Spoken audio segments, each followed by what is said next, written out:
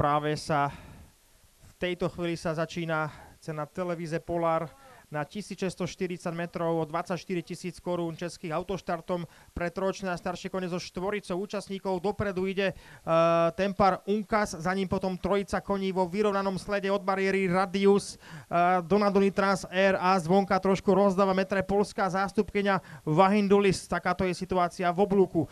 Krátko po štarte Unkas si teraz vypracoval 3-4-dĺžkový náskok v súlke s Pavlom Vávrom. Za ním potom na druhej pozícii domáci zástupca Radius, vedľa neho si lepší pozíciu Donadoni Trans Air, ale ten je známy veľmi dobrou koncovkou, takže času dosť a na chvoste pola po takom úvode z vonkajšej strany polská zástupkyňa Vahindulis. Kilometr pred cieľom môžete povzbudiť kone potleskom do záverečného okruhu. V čele stále Unkas s Pavlom Vávrom zo stajne Leopoldov, za ním potom schovaný Radius zo stajne Rokita Advokát Bílovec s amatérkou Helenou Rokitovou. Vedľa neho striehne spolufavorit Donadoni Trans Air zo stajne Vávra Chropine.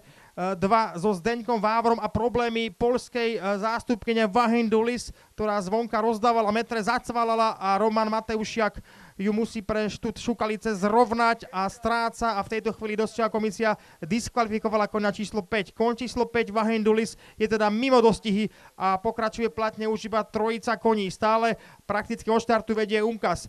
Nasleduje potom Radius a za ním je spolufavorit Donadoni Trans Air. Uvidíme, kto bude mať návrh. V záverečnom oblúku sa Unkas opäť snaží odtrhnúť od svojich súperov. Zdá sa, že Radius ešte reaguje. Donadoni Trans Air si zbieha k bariére a bude striehnúť na záverečný finish. Pre nami je posledných 200 metrov. Cieľová rovinka Unkas s Pavlom Vávrom.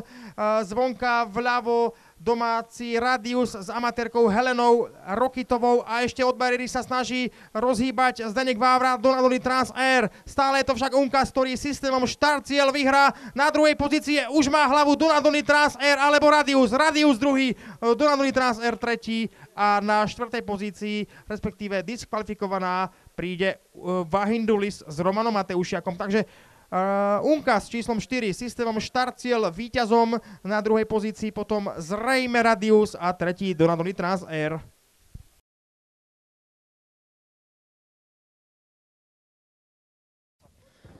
Gratulácia, dekorácia s túhou a cena pre Pavla Vávra.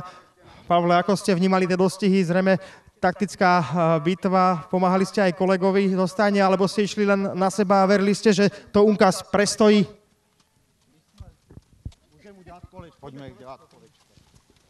Věřil jsem, ne, žádná taktika nebyla, protože každé jsme jeli na sebe a věřil jsem, že pokud to bude trochu poctivé dostih, tak nechtěl jsem to nechat tak, jak to poslední dvoje běhání. Koho ste sa báli v tom záverečnom okruhu viac? Radiusa, polskej kobily alebo Donadoniho?